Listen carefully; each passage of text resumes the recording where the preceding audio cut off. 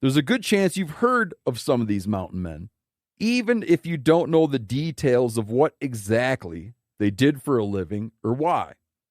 There was Jed Smith, the first white man to cross the Mojave Desert, his hair grown long to hide the horrible scarring from having his scalp sewn back on in a crude fashion after it was mostly removed by a grizzly bear.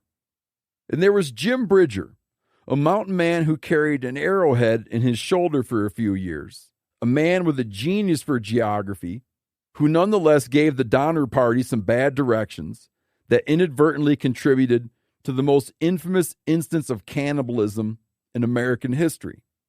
And there was Jim Beckworth, one of 13 siblings born into slavery and fathered by his mother's slave master, who carved out an epic new life for himself as a beaver trapper in the western wilderness.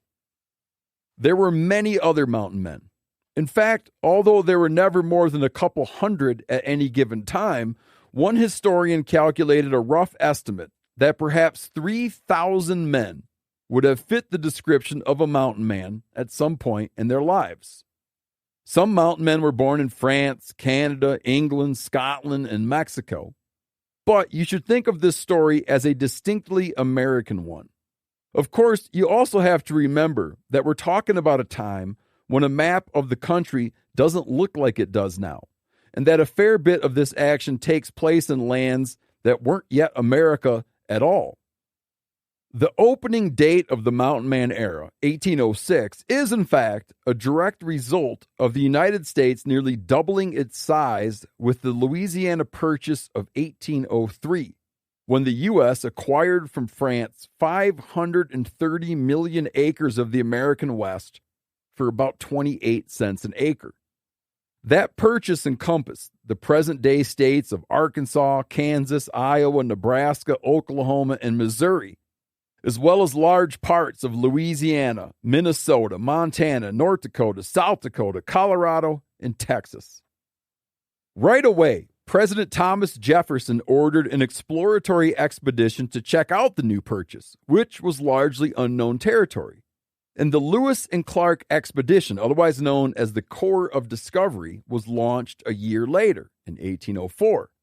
This was a mission-specific unit of about 40 U.S. soldiers, some specially recruited for the job, among whom was a young hunter named John Coulter.